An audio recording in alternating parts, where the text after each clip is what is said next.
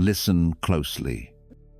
Warrior, have you ever felt like the harder you try, the further everything seems to slip away? You're doing your best, setting goals, sticking to the plan, but somehow it still doesn't work out the way you imagined. You start wondering, what am I doing wrong? If you've ever felt like that, then this video is for you. Today, I want to share one simple shift that could change the way you experience success, stress, and even peace of mind. It's this: let go of control, let go of outcomes, focus on right action, and trust the process. If you enjoy content that helps you slow down, reconnect with yourself, and grow from the inside out, hit that subscribe button and turn on notifications. I share videos like this every week, just for you. Now let's talk about something we all fall into: the trap of trying to control everything. You chase the goal, you push for the result, you force things to happen faster. But the more you force, the more resistance you meet. And here's the paradox: when you finally stop clinging to control, life starts to move in ways you couldn't imagine. Not because you gave up, but because you stepped out of the way. This doesn't mean you stop trying. It means you stop trying to control everything. You don't need to predict every outcome.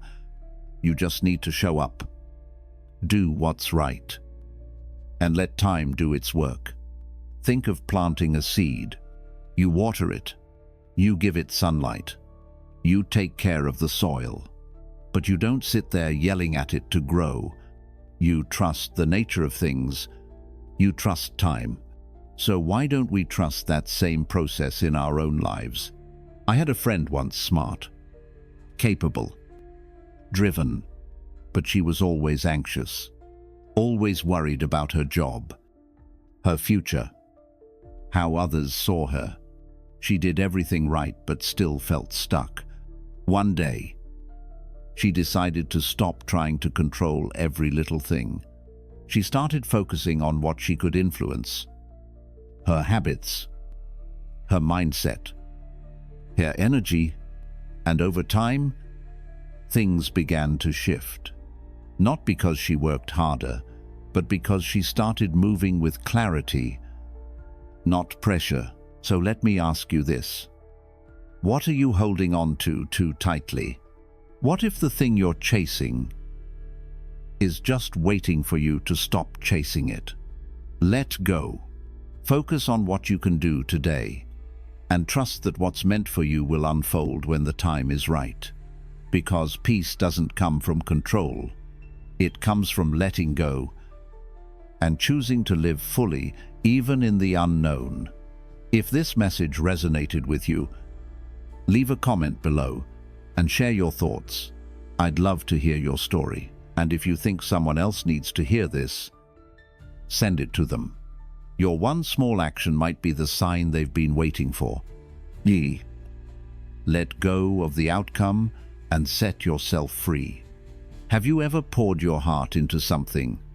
A job interview, a relationship, a creative project, only to feel crushed when it didn't go the way you wanted? It's a tough feeling. You plan. You work hard. You visualize success. And still, somehow, it slips through your fingers. You're left exhausted, questioning your worth, and asking, what else could I have done? But maybe the problem isn't effort. Maybe it's attachment to how things should turn out. We've been taught that if we want something badly enough and work hard for it, we'll get it. But life doesn't always follow a script, and the Stoics knew that.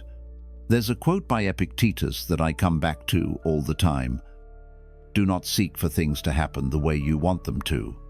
Rather, wish that what happens the way it does, and you will be happy. At first, That sounds passive, like we should stop wanting things. But actually, it's the opposite. It's not about giving up desire. It's about giving up the illusion of control. Let me give you a metaphor. Picture an archer. She spends years training, perfecting her aim. When she finally draws the bow, her only job is to release the arrow. She can't control the wind. She can't control whether the target moves. All she can control is the shot. Life works the same way. We can control our actions, our effort, our mindset, our integrity, but we can't control how the world responds. And when we try to force outcomes, we often create resistance, tension, and suffering. I've seen this play out in my own life.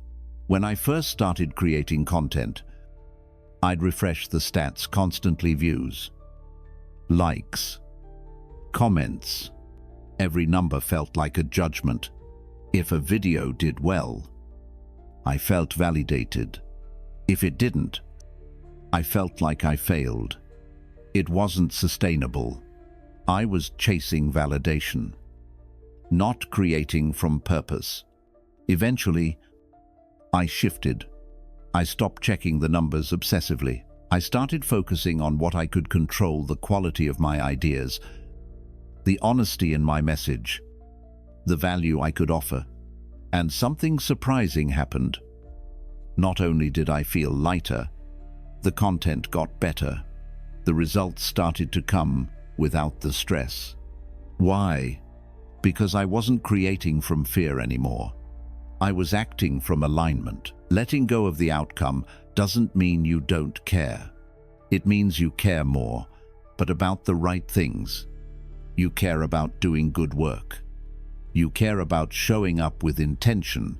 You care about growth, character, and contribution, not just the applause. And ironically, when you let go of needing the result, you often create the conditions for it to arrive. So here's the question. What are you gripping too tightly right now? A goal, a relationship, a version of success that hasn't arrived yet. What would it feel like to loosen your grip, to trust that your efforts are enough, and that life has its own timing? Here's a practice. This week, choose one thing you're working on and commit fully to the process, not the outcome. Show up, do the work, then pause, breathe, and let it go. No checking, no forcing, no overthinking, just presence and trust. Letting go is an act of strength, not weakness. It's choosing peace over perfection. And when you live this way, you'll find something unexpected. You become the kind of person who naturally attracts the right outcomes because you're not chasing them from fear. You're showing up from wholeness. If this message spoke to you, leave a comment and tell me, what outcome do you need to let go of right now? I read every comment, and I'd love to hear your story. And if you found value in this, hit the subscribe button. Here, we talk about living with clarity, resilience, and peace, one small shift at a time. Because when you stop trying to control everything, that's when life begins to open up. Trust the process. Train the mind. You ever notice how we always want life to move faster? We rush to get the answer, rush to get the job, rush to meet the right person, build the dream, solve the problem. And when things don't move on our schedule, we panic. We think something's wrong, but maybe nothing's wrong at all. Maybe it's just not time yet. There's a wisdom in nature we often forget. A flower doesn't bloom the day after you plant the seed. The sun doesn't rise faster just because you need the light. Everything unfolds when it's ready, not before. And life is no different. The right things come at the right time, never sooner, never later. Your job isn't to force the moment. It's to prepare yourself to meet it when it comes. This is what the Stoics called amor fati, the love of fate. Not just accepting what life brings, but learning to embrace it. Even the delays, even the detours, even the dead ends. Because all of it, yes, even this is part of the path. And trusting that path, trusting the process, that's where peace begins. Let me tell you a story. There was a guy I knew. Let's call him Josh. Talented, driven, vision clear as day. He had a goal to launch a creative business, and he worked like crazy late nights. Endless revisions. Constant pressure. But no matter how hard he pushed, nothing seemed to land. No traction. No momentum. He was ready to give up. But then something shifted. Instead of trying to make it happen, he focused on becoming the kind of person who would naturally attract that life. He read more. He trained his mindset. He started waking up early, not to hustle, but to center himself. He worked, yes, but from a place of peace. Not panics. Months passed, still no breakthrough. And then, out of nowhere, a single email, an unexpected opportunity, a chance connection that changed everything. That's divine timing. But here's the key.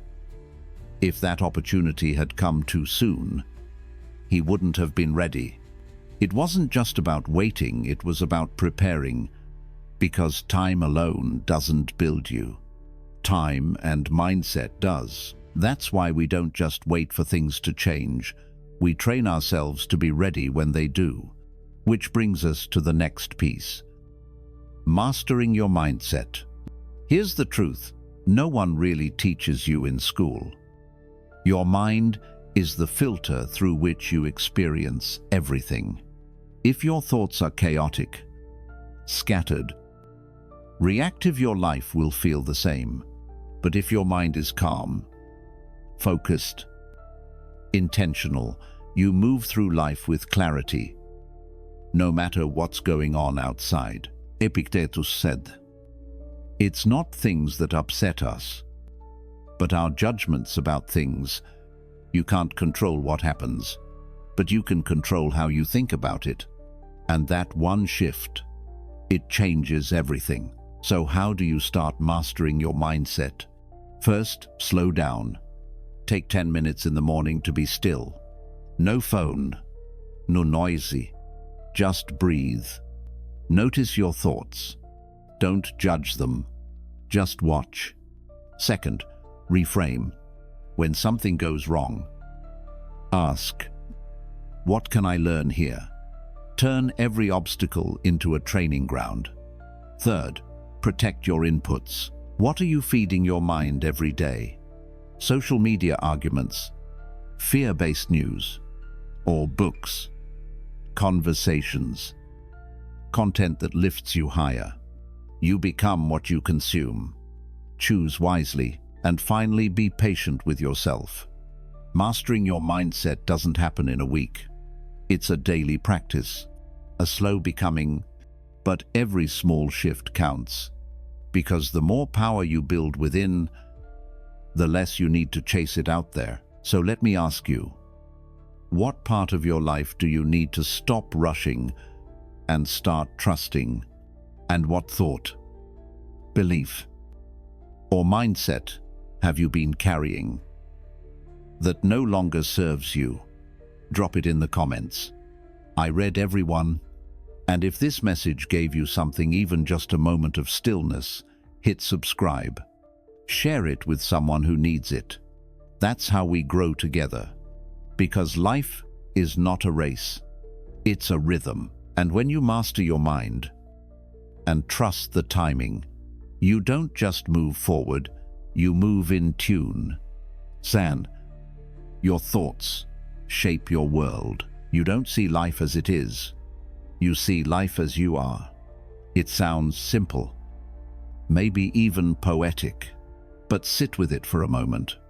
Everything you experience, joy, fear, disappointment, gratitude, is filtered through the lens of your own mind. That means two people can live through the exact same moment. One feels grateful, the other feels robbed, and the only difference between them is the thought behind their eyes. The Stoics understood this deeply. They believed that the only true power we ever have is over our judgment, our perception, and the thoughts we allow to grow inside us. As I once wrote, the soul becomes dyed with the color of its thoughts. If your mind is constantly dipped in fear, in lack, in bitterness, what color will your life take on? But if you feed it clarity, resilience, and calm, then even the storms begin to feel like part of the path. There's a story I love about a traveler and a gatekeeper. A man arrives at the edge of a new city. He sees an old gatekeeper sitting in the sun and asks, "What kind of people live here?" The gatekeeper replies with a question of his own. "What were they like where you came from?" The traveler frowns. "Selfish, angry, always complaining." The gatekeeper nods. "You'll find the same here." Later that day, another traveler comes. "Sam question, what were they like where you came from?" This one smiles. Kind, honest, supportive. And again, the gatekeeper replies, "You'll find the same here." What does that tell us? The world reflects what we carry inside. If your thoughts are full of distrust, you'll see threats everywhere. If your thoughts are grounded in hope, you'll notice possibilities others miss. The mind is not just a mirror, it's a projector. And yet, most of us never stop to ask, what kind of thoughts am I cultivating every day? We think we're reacting to reality, but we're often just reacting to our interpretation of it. The Stoics didn't aim to suppress emotion. They aimed to master the space between stimulus and response, to choose their thoughts, not be enslaved by them. It's like a garden. If you don't pay attention, weeds will grow by default. Negative thoughts, old wounds, echoes of criticism, they spread quietly, choking out the good. But if you're intentional, you can plant something else. Clarity, discipline, gratitude. And with enough patience, those seeds take root. You start responding with calm instead of panic, curiosity instead of judgment, strength instead of fear. And suddenly, your life begins to change, not because the world got easier, but because you got quieter. Here's the truth most people ignore. The quality of your thoughts determines the quality of your experience, not your income, not your schedule, not your relationship status. It's the stories you tell yourself in silence that shape your days. If your mind wakes up and says, "Today is going to be hard," guess what? You'll find the hardness. But if your mind whispers, "Whatever comes, I'll meet it with strength," you begin to notice that strength was already there. And no, this isn't about positive thinking in the shallow sense. You're not pretending everything's fine. It's about choosing thoughts that empower you, thoughts that bring you back to presence, thoughts that remind you you still have choice, even when life doesn't go your way. So maybe the real question isn't, how do I fix my life? Maybe the better question is, how do I train my mind to see clearly no matter what life brings? Because when your thoughts are grounded, your emotions stop dragging you around, your reactions soften, your decisions sharpen, You begin to move through chaos without becoming it. You speak slower. You listen deeper. You suffer less, not because pain disappears, but because you've stopped turning pain into poison through your thoughts. To master your mind is not to silence it. It's to lead it, to gently take the reins from old stories and say, "We're going a different way now." And you'll know you're getting there when peace no longer depends on your circumstances, but flows from your understanding. C. Move with purpose. Not panic. There's a kind of movement that looks like progress. But if you look closer, it's just panic in disguise. You've probably felt it before. That tight urgency in your chest. You're doing more. Faster. Louder, but with less clarity. Less peace. You're not moving towards something. You're just trying to get away from the fear of not being enough. Not having enough. Not becoming enough. That's not purpose. That's desperation. The Stoics knew this energy well. They spoke often of moderation, of self-command, of acting not from impulse, but from logos, reasoned thought. To them, wisdom wasn't in how fast you acted, but in whether your action was aligned, because when you act from fear, you may look productive, but you lose your center. You become scattered, reactive. You grasp at results, but everything slips through your fingers. Desperation repels what you chase, but calm, focused effort, that draws things to you. There's a metaphor I love. Imagine two boats. One rushes forward recklessly, sails full, splashing water everywhere. The other moves slowly, deliberately adjusting to the wind, steady at the helm. Guess which one lasts longer? Guess which one reaches the shore? Purposeful action is the second boat. It's quiet, unshaken, intentional. It knows where it's going, so it doesn't waste time proving it. I once knew someone. Let's call him Ray. He had a big dream, and he chased it hard. He worked 16-hour days, networked non-stop, always on. And from the outside, it looked like hustle. But from the inside, he was hollow. He wasn't acting from love of the work. He was acting from fear of falling behind. And that fear made him impatient. He cut corners, over-promised, ignored his health. Eventually, it all caught up to him. He didn't crash because he was lazy. He crashed because he couldn't stop moving. Desperation had burned through his fuel. Now contrast that with someone who acts with intention. They don't rush. They don't shout. But every move they make is aligned with their values, their pace, their truth. They show up. They do the work. They trust the timeline. And somehow, things fall into place.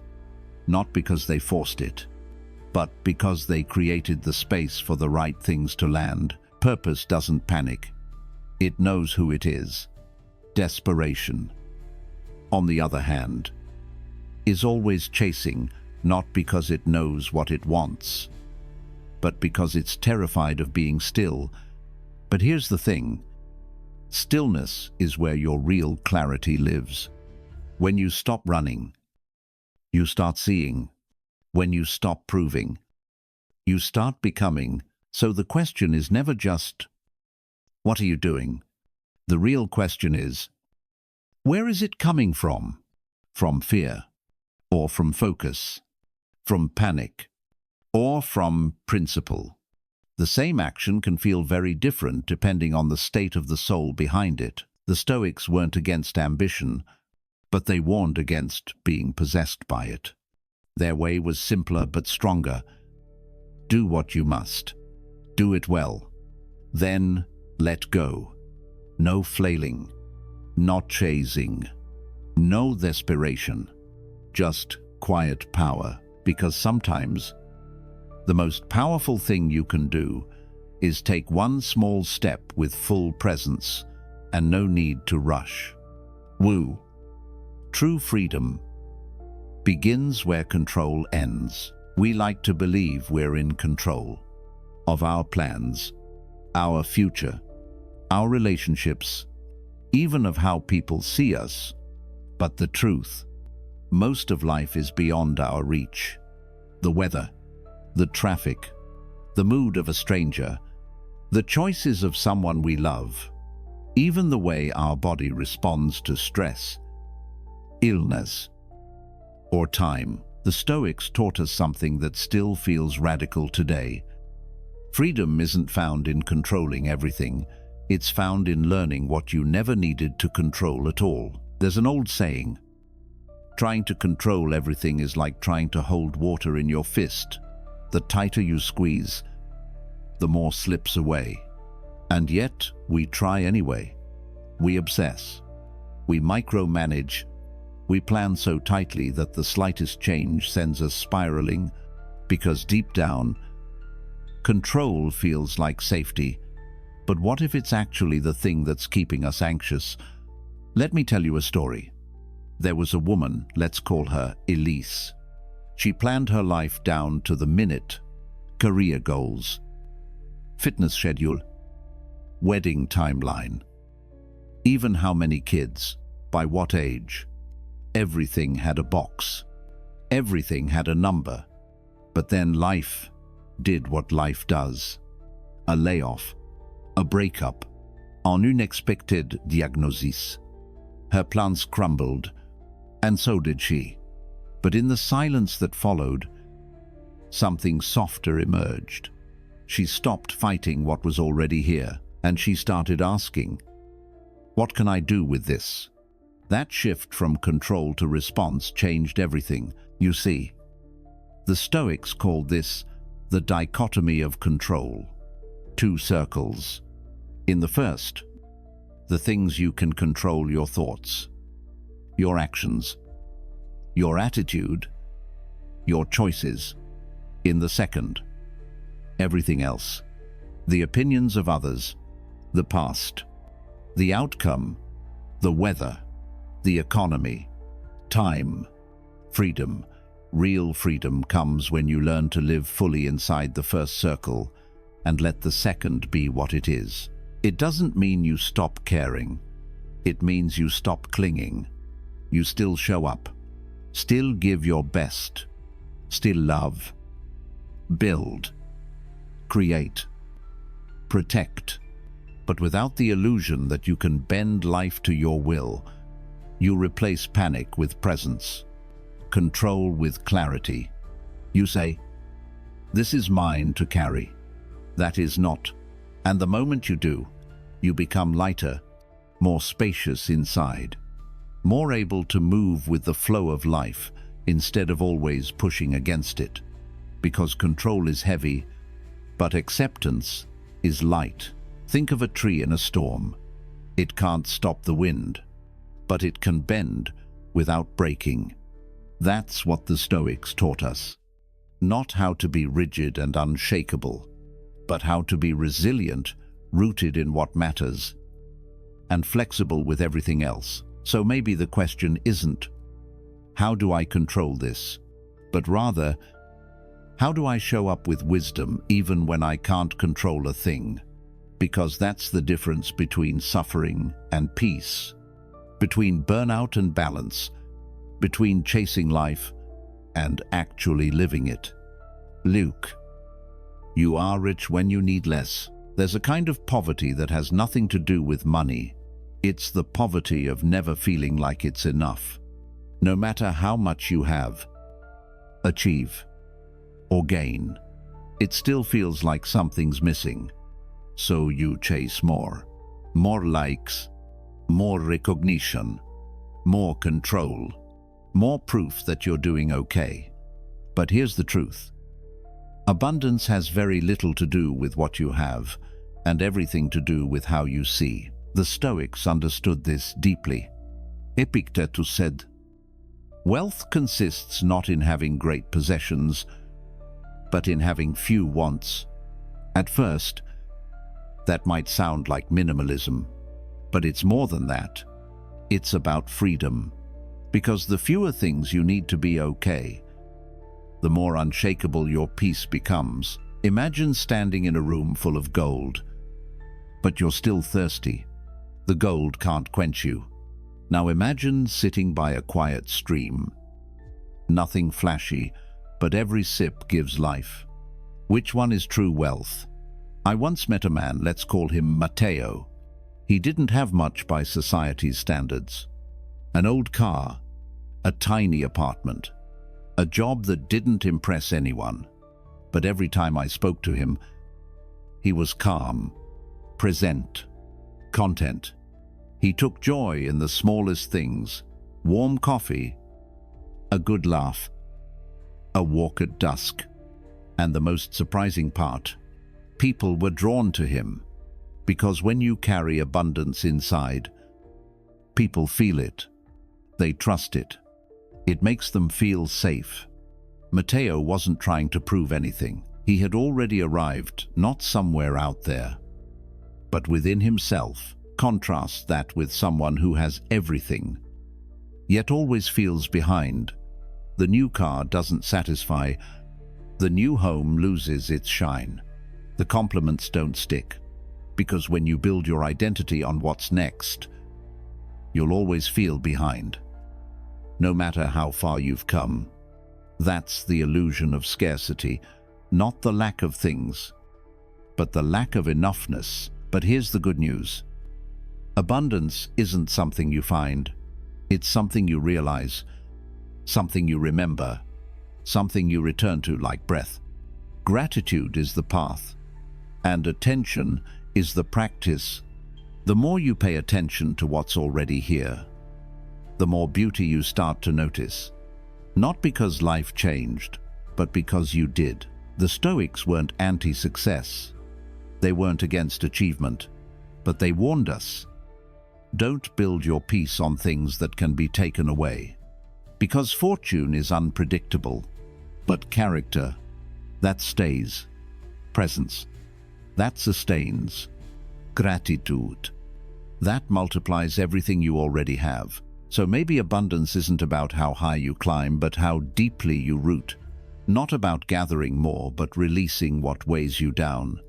It's not found in the newest thing, but in the quiet moment when you realize, right here, right now, I have enough. And somehow, from that place of enoughness, life begins to offer more. Not because you're chasing it, but because you're finally open to receive. Do the right thing. Release the outcome. There's a quiet kind of strength in doing what's right, even when no one sees it, even when it brings no reward, even when it costs you something. In a world that runs on validation, on likes, results, and recognition, doing the right thing, just because it's right, has become a radical act. But that's exactly what the Stoics taught. They believed that virtue, not success, not reputation, not wealth, was the only thing truly worth striving for. You act with wisdom, with courage, with justice, with self-control, and then you let go. Not because you're indifferent, but because your peace doesn't depend on the outcome. There's a story from ancient Rome.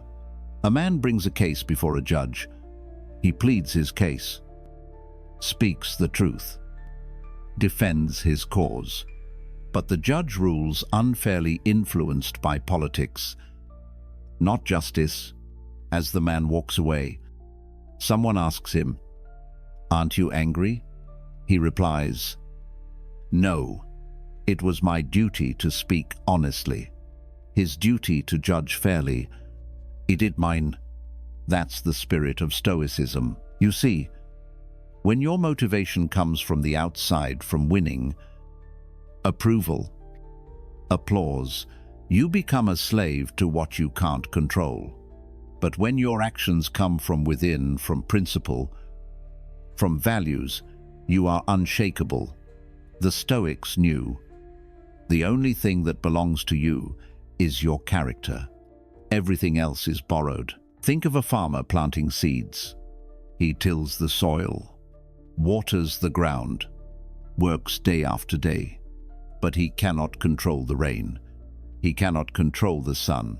He cannot force the harvest to come.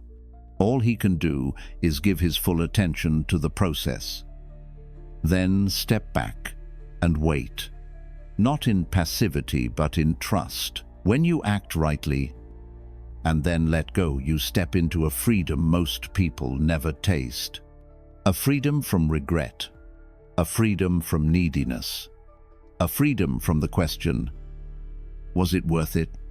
Because you already know, yes, it was, not because it worked, but because it was true. The Stoics lived in a world of chaos, war, exile, loss. They knew that the external world could never offer lasting peace, so they trained themselves to act from the inside out, to do their part with virtue and release everything else. This is the essence of true power. To act without clinging, to love without possession, to strive without desperation, to speak without needing to be heard, to give and expect nothing in return. And somehow, when you live this way, life gives back more than you asked for. Not always in the way you imagined, but always in the way you needed. So if you've done what you could, if you've shown up with integrity, if your actions reflect your values, then breathe. Let go. Your part is done. Let the rest unfold as it will. Maybe everything we've talked about today can be summed up in one quiet idea. You are not here to control the world. You are here to meet it with wisdom, to act with virtue, to let go of what's not yours, to trust the timing, to build a strong, still mind, and to live, not by chasing more, but by becoming enough. If this message spoke to something inside you, take a moment to breathe it in, and when you're ready, I'd love to hear what part of it stayed with you. Leave a comment. Share it with someone who might need a moment of stillness today.